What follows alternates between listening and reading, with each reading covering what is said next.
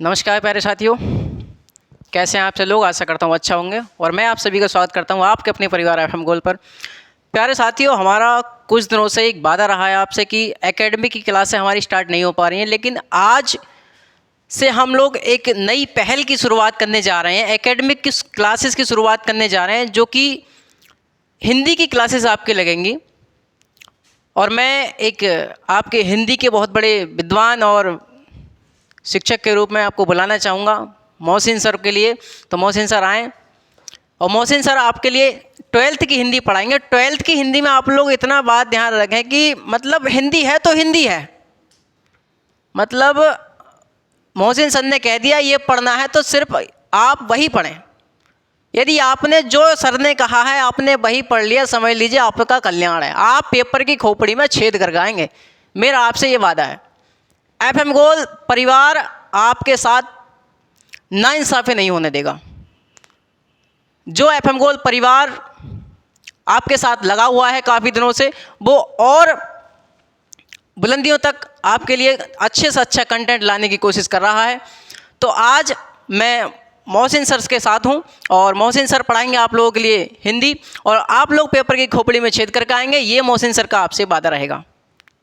तो इसी के लिए एक शेर है मेरी तरफ से कि शोर मत कर अभी गमों की रात है, शोर मत कर अभी गमों की रात है, धज्जियाँ उड़ा देंगे बस कुछ दिनों की बात है। तो प्यारे साथियों, मोहसिन सर से आप लोग अब मुलाकात कीजिए। जी सर।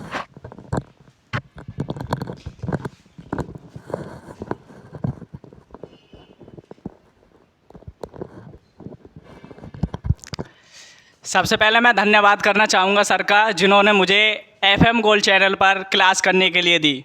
नमस्कार साथियों, जैसे कि सर ने बताया, मैं एक शेर शुरू करना चाहता हूँ कि वफ़ा ना वफ़ा होगी ना वफ़ा की बात होगी, कि ना वफ़ा होगी ना वफ़ा की बात होगी, आज से मेरे प्यारे साथियों सिर्फ किताबों की बात होगी।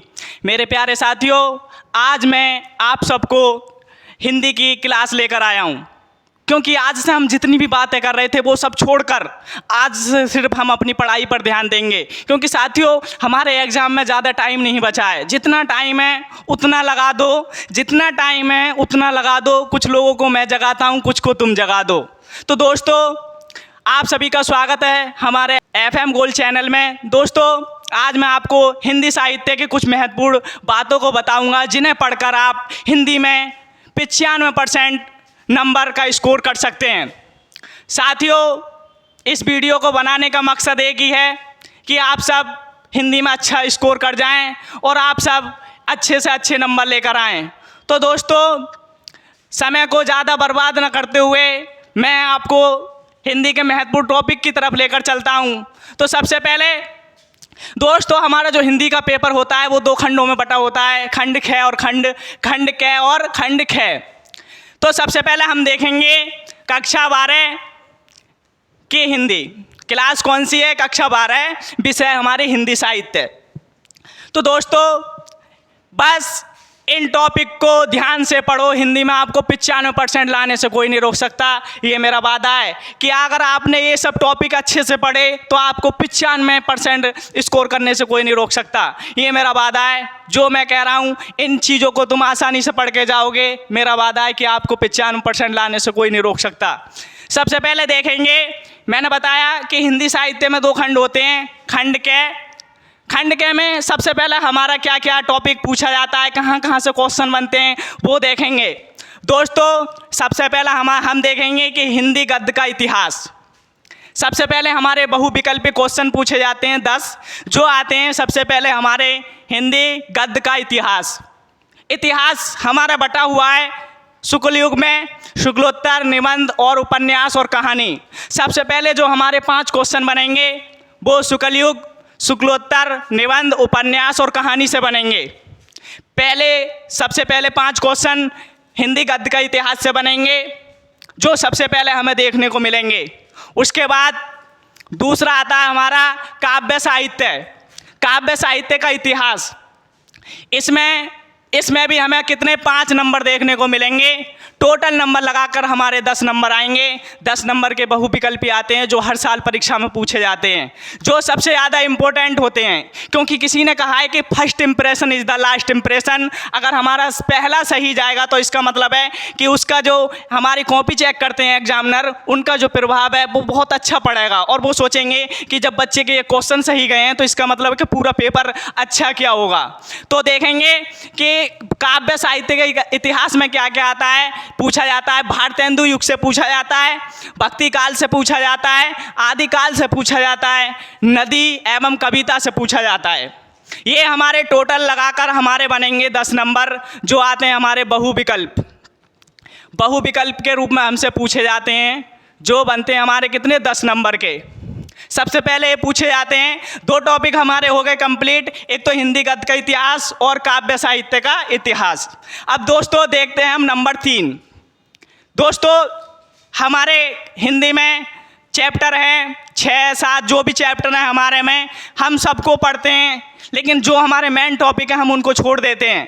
तो हमारा हिंदी ये गद्यांश पर आधारित 5 प्रश्न आते हैं, प्रत्येक पेपर में आते हैं। हमें 5 प्रश्न देखने को मिलेंगे गद्यांश पर आधारित। प्रत्येक प्रश्न 2 नंबर का होगा, जिसे लगाकर 10 नंबर हो गए हमारे।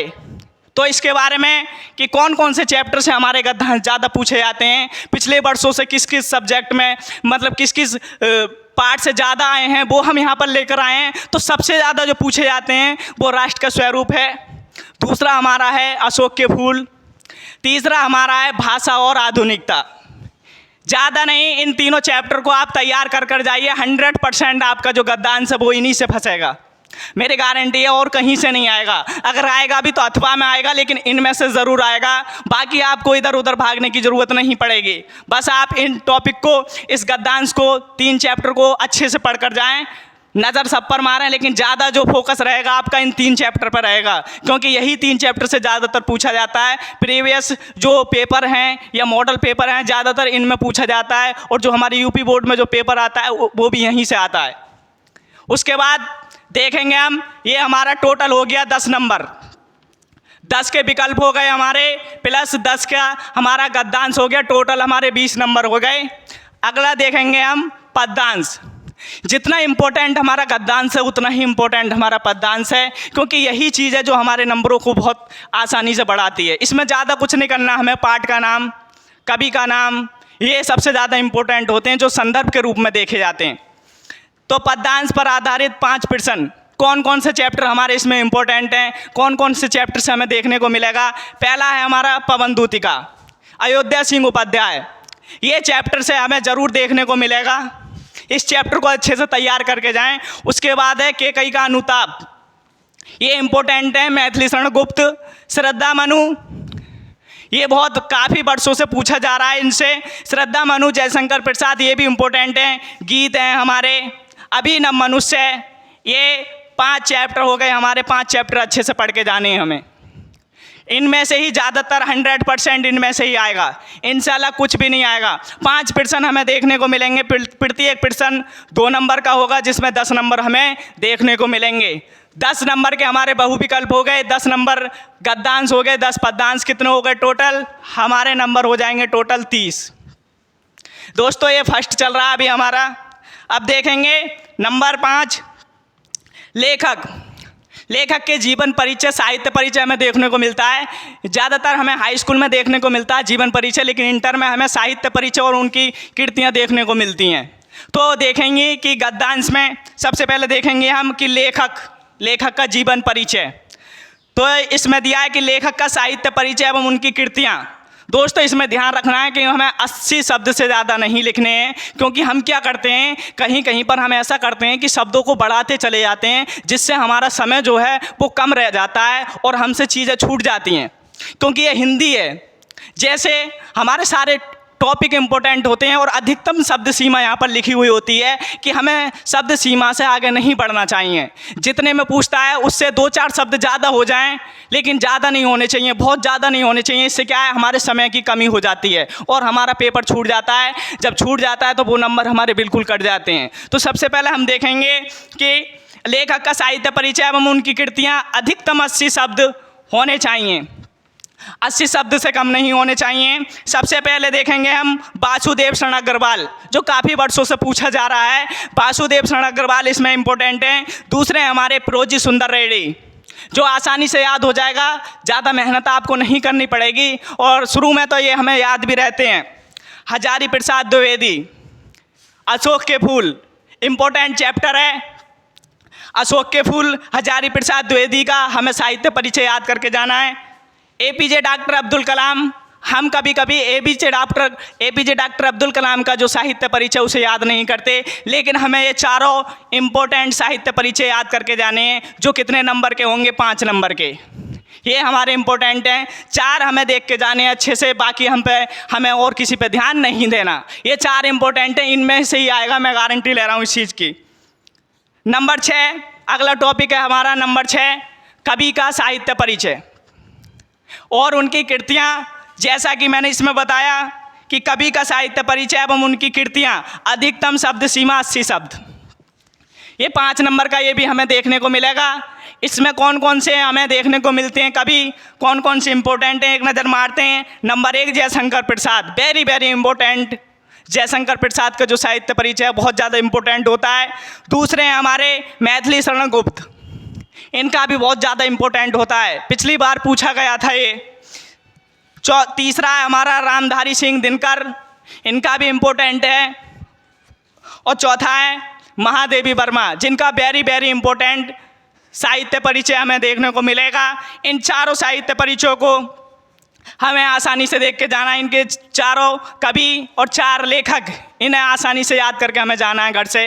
ये टॉपिक जो मैंने बताए हैं उन्हें अच्छे से याद करके जाने हैं, और थोड़ी बहुत कोई भी गलती हुई हो तो पहला बार है मेरा, मैं सॉरी चाहूँगा। बाकी आपको यहाँ तक मैंने बताया है, ये 6 टॉपिक मैंने आपको बताए हैं, बिल्कुल आप इनको तैयार करके जाइए। अगर कोई दिक्कत आए तो मेरी गारंटी है आप अच्छे से इन्हें तैयार करें, घर पर तैयार करें। बाकी कोई भी चीज़ आप तैयार नहीं करें, क्योंकि समय कम है। मैंने बताया समय कम है, और जितना पढ़ना है वो हम इम्पोर्टेंट जितना पढ़ेंगे उसमें से ही फंसेगा, क्योंकि जो पढ़ने का समय था हमारा वो तो निकल चुका है। लेकिन अब हम देखेंगे सिर्फ इम्पोर्टेंट्स। तो एक बार फिर मैं नज़र मारता हूँ। सबसे पहले हिंदी गद्य का इतिहास, 5 नंबर हमें देखने को मिलेंगे, 5 प्रश्न आएंगे। दूसरा हमारा काव्य साहित्य हिंदी का इतिहास, इसमें देखने को मिलेंगे 5 क्वेश्चन। फिर तीसरा टॉपिक है हमारा गद्यांश पर आधारित 5 प्रश्न। राष्ट्र का स्वरूप, अशोक के फूल और भाषा और आधुनिकता।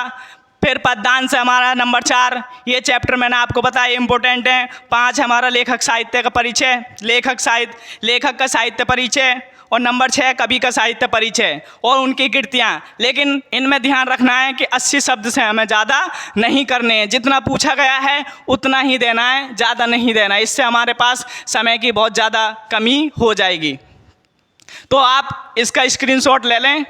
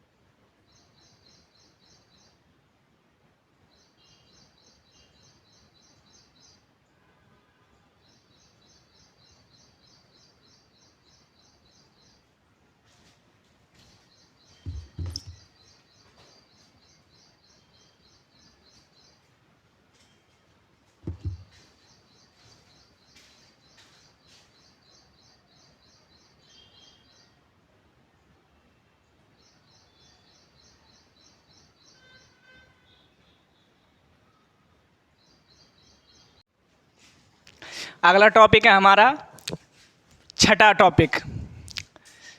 इसमें पूछा जाता है कि कहानी का सारांश एवं उद्देश्य लिखिए, जिसमें अधिकतम हमारी शब्द सीमा जो रहती है वो 80 रहती है।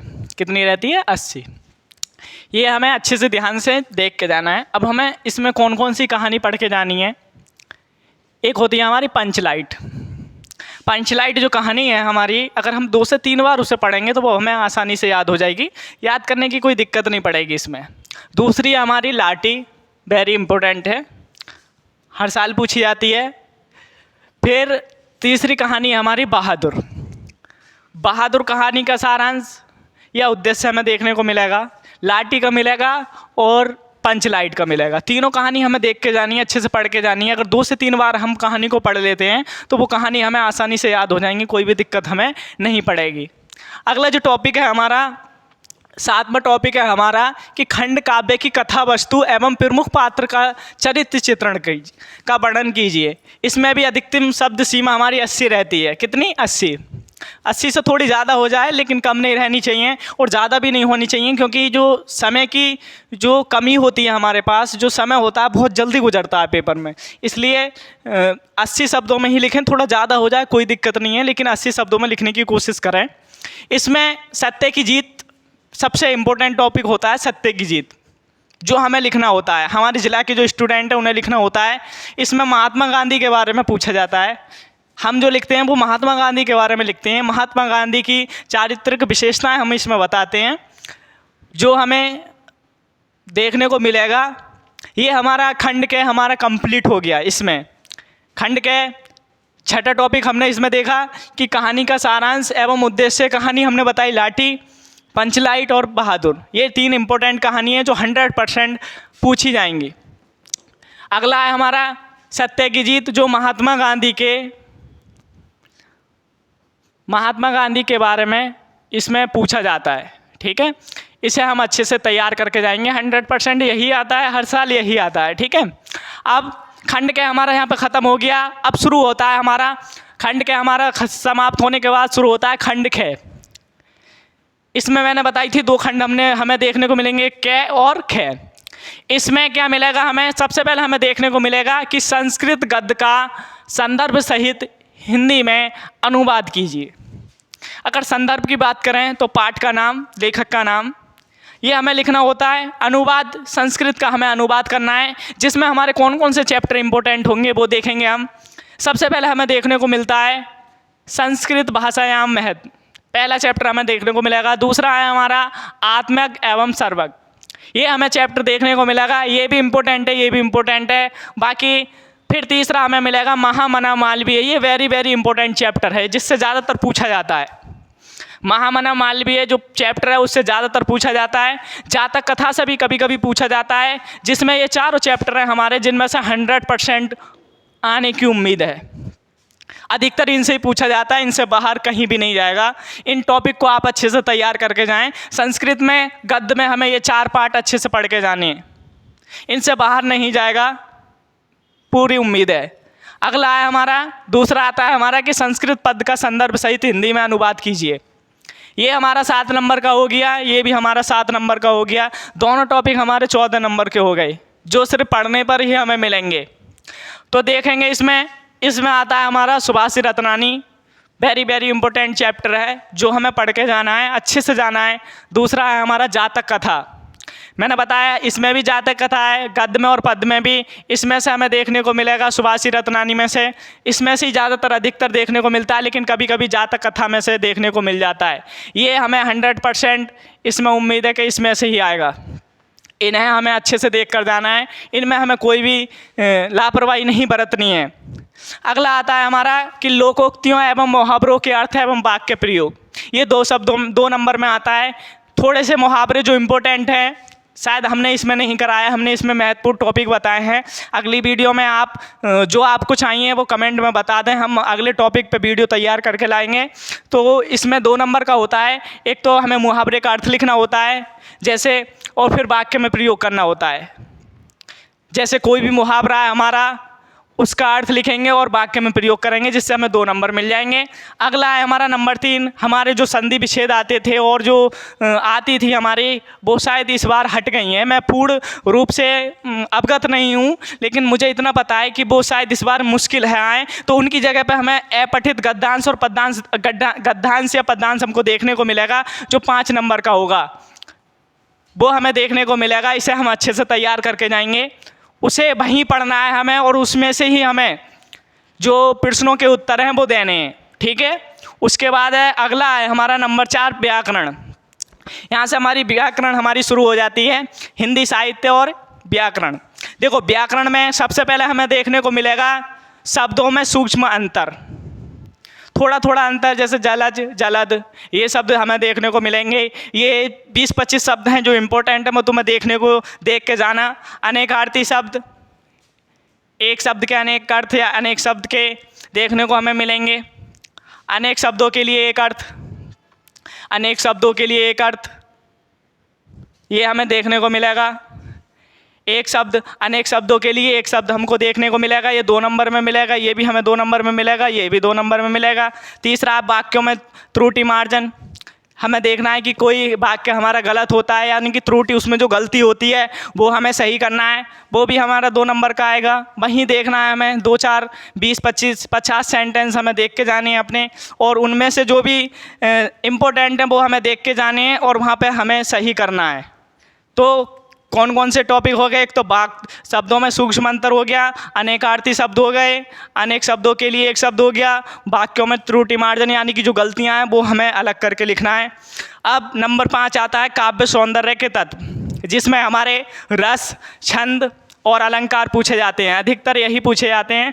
तो सबसे पहला आता है हमारा रस, ये 2 नंबर में पूछा जाता है। तो इसमें जो इम्पोर्टेंट है हमारा वो है श्रृंगार रस, दूसरा है हमारा करुण रस, और तीसरा है वीर रस। ये हमारे इम्पोर्टेंट होते हैं। एक तो करुण रस, वीर रस और श्रृंगार रस, ज़्यादातर यही पूछे जाते हैं। कभी कभी हास्य रस भी पूछ लिया जाता है, तो उस पर भी हम थोड़ी बहुत नज़र मार के जाएंगे, ठीक है। अगला है हमारा छंद। छंद में दोहा है, सोरठा है, चौपाई, ये 3 चीज़ें इम्पोर्टेंट हैं जो हमें देख के जानी है, ये भी 2 नंबर का है। अगला है हमारा अलंकार।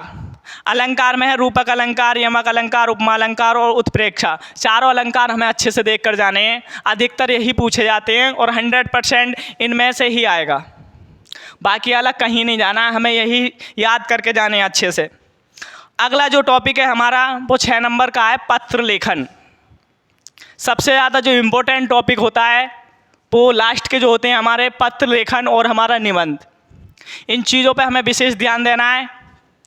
तो ये कह रहे हैं कि पत्र लेखन में सबसे पहला जो हमारा इम्पोर्टेंट जो पत्र है वो आता है कि लिपिक पद हेतु प्रबंधक को प्रार्थना पत्र। वो स्कूल का हो सकता है, कॉलेज का हो सकता है, ज़्यादातर कॉलेज के पूछे जाते हैं, क्योंकि लिपिक जो होते हैं कॉलेज में होते हैं, इंटर कॉलेज में होते हैं, ठीक है, उसके लिए पूछा जाता है। तो ये हमें आसानी से याद करके जाना है, अपनी क्वेश्चन बैंक की किताब से याद करके जाना है। इम्पोर्टेंट है, वेरी वेरी इम्पोर्टेंट, ये भी इम्पोर्टेंट है। और दूसरा है हमारा किसी बैंक के प्रबंधक को ऋण प्राप्ति हेतु प्रार्थना पत्र, ये भी वेरी वेरी इम्पोर्टेंट है, ये इम्पोर्टेंट है हमारा। और तीसरा है हमारा मोहल्ले की सफाई हेतु अधिकारी को प्रार्थना पत्र, नगर पालिका अधिकारी को प्रार्थना पत्र, ये हमारा वेरी वेरी इम्पोर्टेंट है जो अधिकतर पूछा जाता है, ये हमारा बहुत ज़्यादा इम्पोर्टेंट है। तो हमें ये पत्र देख कर जाने हैं जो 6 नंबर के होते हैं, बिल्कुल 6 नंबर के होते हैं। अगला है हमारे, अब हम निबंध की बात करते हैं। अगला टॉपिक है नंबर हमारा 60, निबंध। अधिकतर जो निबंध देखे जाते हैं जो आते हैं, नंबर 1 है इसमें किसान की समस्या या समाधान, ये हमारा इम्पोर्टेंट है। दूसरा है हमारा पर्यावरण प्रदूषण, तीसरा है हमारा आतंकवाद, चौथा है हमारा बेरोजगारी की समस्या और समाधान। नंबर 5 है हमारा प्रिय साहित्यकार। ये हमें 5 निबंध अच्छे से देख कर जाने हैं।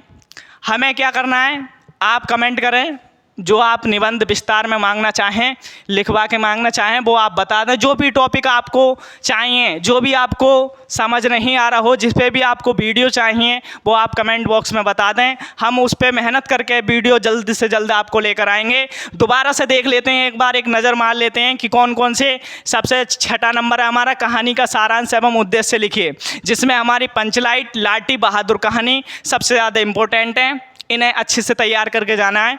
अगला है हमारा नंबर 7, खंड काव्य की कथा वस्तु एवं प्रमुख पात्र का चरित्र चित्रण कीजिए। अधिकतम शब्द सीमा 80 है हमारी। सत्य की जीत, महात्मा गांधी का चरित्र, चारित्रिक विशेषताएं इसमें बताई जाएंगी, चारित्रिक। अगला है हमारा खंड के संस्कृत गद्य का संदर्भ सहित हिंदी में अनुवाद करना है।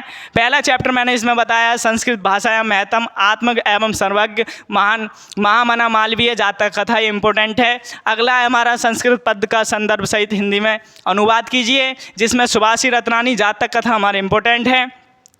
नंबर 3 है, नंबर 2 लोकोक्तियों एवं मुहावरे 2 नंबर में पूछे जाएंगे हमारे। नंबर 3 है अपठित गद्यांश, ये 5 आपके जोड़ा गया है हमारे एग्जाम में, जो हमारा क्वेश्चन पेपर आएगा उसमें जोड़ा गया है। व्याकरण जो मैंने बताया 2 शब्दों में, सूक्ष्म अंतर, अनेकार्थी शब्द, अनेक शब्दों के लिए एक शब्द, और वाक्यों में त्रुटि मार्जन, ये हमें देख के जाना है। काव्य सौंदर्य में रस अच्छे से देख के जाने हैं। छंद, अलंकार जो मैंने बताए, और पत्र लेखन में ये तीनों पत्र हमें अच्छे से देख कर जाने हैं, जो वेरी वेरी इंपॉर्टेंट हैं। आप इन्हें देख कर जाइए, और कहीं से नहीं आएगा, सिर्फ यहीं से आएगा। जो बताया है मैंने यहीं से फंसेगा। बाकी जो हमारा निबंध है 9 नंबर का, ये देखने को मिलेगा। इन निबंध को आप तैयार करके जाइए, मेरी गारंटी है कि कहीं से अदर नहीं आएगा। अगर आता भी है तो कभी कभी कोरोना पे आता है, तो हम कोरोना पे भी एक नज़र मार के जाएंगे, क्योंकि जो कोरोना महामारी थी वो हमारे देश में बहुत ज़्यादा तीव्र रूप लेकर आई थी, तो उसका निबंध कभी कभी आ जाता है, तो कभी कभी उस पर नज़र मार के जाएंगे। दूसरी बात मेरे प्यारे दोस्तों, साथियों, हम क्या करते हैं हिंदी के पेपर में कि समय हमारे पास कम रहता है, और हम जो छोटे छोटे टॉपिक मांगते हैं, जो हमारे क्वेश्चन पेपर में होते हैं, हम उनमें समय ज़्यादा लगा देते हैं, और जो बड़े टॉपिक हैं वो हमारे हाथों से छूट जाते हैं। जैसे हमारा निबंध हमारे हाथों से छूट जाता है, पत्र लेखन हमारे हाथों से छूट जाता है। अगर ये अपने आप में 16 नंबर होते हैं, 15 नंबर होते हैं, अपने आप में बहुत बड़ी वैल्यू रखता है। तो दोस्तों, हिंदी में हड़बड़ाहट में पेपर ना करें। जो मैंने बताया इन चीज़ों को अच्छे से तैयार करें। आपको जो भी टॉपिक पे वीडियो चाहिए वो कमेंट बॉक्स में बता दें, और मैंने जो बताया है उसे अच्छे से तैयार करके जाएं, और अपनी क्वेश्चन बैंक वगैरह जो भी हैं आप ले लें, और उससे जो भी संबंधित आपको समझ में नहीं आया हिंदी में वो पूछ सकते हैं। और आज के जो टॉपिक मैंने पढ़ाए हैं उसमें आप इन्हें टॉपिक अच्छे से तैयार करें, और जो भी समस्या हो वो आप हमें कमेंट बॉक्स में बता सकते हैं। आपकी समस्या का समाधान किया जाएगा। जय हिंद, जय भारत। आप अच्छे से स्क्रीनशॉट ले लें।